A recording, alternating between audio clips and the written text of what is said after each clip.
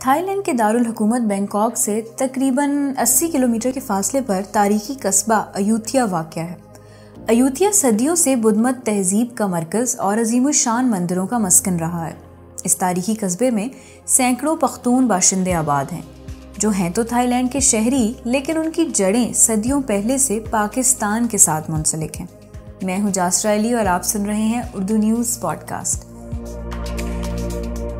Thai Pathan کون ہوتے ہیں، آج اس حوالے سے بات کرتے ہیں۔ روایات کے مطابق پاکستانی پختونوں کی پہلی نسل کی تھائی لینڈ آمد پہلی جنگ عظیم کے قریب ہوئی۔ بہت سے پٹھان یا تو برطانوی فوج کے سپاہی ہونے کے ناطے پہلی جنگ عظیم کے موقع پر اس وقت کے ملک سیام گئے اور واپس نہیں لوٹے، اور کئی دوسرے روزگار اور کاروبار کی خاطر برطانوی ہندوستان کے مشرقی شہروں سے ہوتے ہوئے برما کے ذریعے تھائی لینڈ پہنچ گئے۔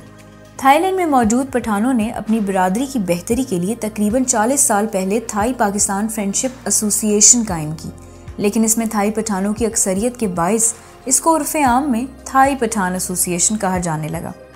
اس ایسوسی ایشن کے صدر عمر خان ایوب خیلی کا خیال ہے کہ پٹھانوں کا تھائی لینڈ یا اس وقت کے سیام میں آباد ہونا کوئی زیادہ تعجب کی بات نہیں، کیونکہ اس وقت یہ پورا علاقہ بشمول موجودہ پاکستان انگریزوں کے کنٹرول میں تھا۔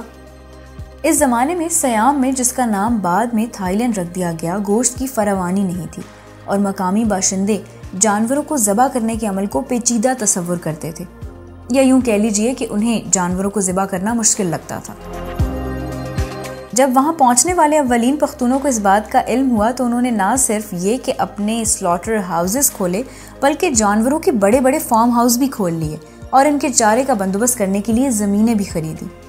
جب ان کا کاروبار پھیلنا شروع ہوا تو اس کو سنبھالنے کے لیے انہیں مین پاور کی کمی محسوس ہوئی، اور اس کمی کو پورا کرنے کے لیے انہوں نے پاکستان سے اپنے بھائیوں، بھتیجوں، بھانجوں اور دیگر رشتہ داروں کو وہاں بلانا شروع کر دیا۔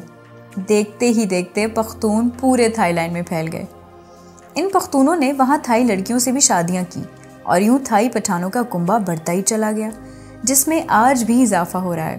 اکثر تھائی پختون اپنے بیٹوں کی تعلیم کے لیے پاکستان میں قائم مدرسوں کا انتخاب کرتے ہیں، اور وہ وہاں سے اپنے رشتہ داروں کے ساتھ شادیاں کر کے واپس آتے ہیں، جبکہ تھائی پختون لڑکیوں کی اکثریت کی شادی ان کے تھائی یا پاکستانی کزنز کے ساتھ ہی ہوتی ہے۔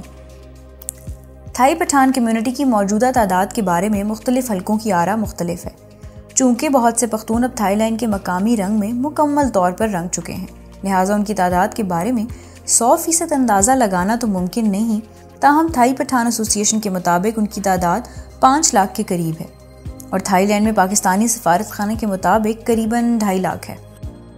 کچھ روایات کے مطابق یہ بھی کہا جاتا ہے کہ انگریز حکمرانوں نے ان کی دلیری کو دیکھتے ہوئے انہیں مقامی مزاحمتی تھائی گروپوں کو ختم کرنے کے لیے بھی استعمال کیا، اور انہیں اپنا اثر و رسوخ جمانے کے لیے ہر طرح کی کھلی چھوٹ دی گئی۔ ان سارے عوامل نے انہیں ایک مافیا کی پہچان بھی دے دی، جس کے بعد انہیں قدم جمانے میں مزید آسانی ہو گئی۔ پھر ایک وقت ایسا آیا کہ سب پختونوں کے بڑے خان بھائی خان کی رسائی براہ راست سربراہ مملکت تک ہو گئی، اور وہ جب چاہتے فون گھماتے اور حکومت کے کسی بھی رکن سے ملنے چلے جاتے۔ کہا جاتا ہے کہ جب بھائی خان کا قافلہ بینکاک کی سڑکوں سے گزرتا تو لوگ کھڑے ہو کر ان کی گاڑیاں دیکھتے اور ان کی دہشت کا مشاہدہ کرتے۔ بھائی خان آج بھی تھائی لینڈ کا ایک طلسماتی کردار ہے۔ کچھ لوگوں کے قریب وہ ایک مافیا تھے اور کچھ کے قریب ایک اسمگلر، لیکن تھائی پٹھان انہیں اپنا بابا اور محسن مانتے ہیں۔ بھائی خان اولین پختونوں میں سے ایک تھے جو 20ویں صدی کے شروع میں تھائی لینڈ پہنچے اور دیکھتے ہی دیکھتے پورے تھائی لینڈ پر چھا گئے۔ انہوں نے تھائی لینڈ کے علاقے سیرا بوری میں اپنی باقاعدہ سلطنت قائم کی، اور ان کے ایک فون یا پیغام پر تھائی مشینری ہل جاتی۔ آج بھی تمام تھائی پٹھان بھائی خان کا نام انتہائی احترام سے لیتے ہیں، کیونکہ انہوں نے پٹھانوں کی بے پناہ مدد کی اور پاکستان سے لوگوں کو بلایا اور وہاں کاروبار بھی سیٹ کر کے دیا۔ بینکاک میں گزشتہ کئی دہائیوں سے مقیم لالا ممتاز خان کے مطابق بھائی خان نے 100 سال کے قریب عمر پائی اور طبعی موت مرے، لیکن ان کے بیٹے دشمنوں کے ہاتھوں مارے گئے۔ ان کی سلطنت کا نظام اب ان کے بھتیجوں اور داماد کے ہاتھوں میں ہے، تاہم خاندان میں جائیداد کے تنازع کی خبریں اکثر سامنے آتی رہتی ہیں۔ اب بات کرتے ہیں تھائی پختونوں کی نئی نسل کے بارے میں۔ نئی نسل سے شادی کر کے تھائی لینڈ جانے والی پاکستانی لڑکیاں اپنی زندگی سے کافی مطمئن ہیں اور کہتی ہیں کہ ان کے شوہر روایتی پاکستانی مردوں کی نسبت ان کی بہت زیادہ عزت کرتے ہیں۔ تھائی پٹھانوں کی یہ کہانی کراچی کی ایک پختون فیملی کی سمیرہ خان کے مشاہدے پر ختم کرتے ہیں، جو کہتی ہیں کہ یہاں کے پٹھان بہت اوپن مائنڈڈ ہے، وہ بہت خیال کرتے ہیں اور کبھی شک بھی نہیں کرتے اور ہمیشہ خوش رکھتے ہیں۔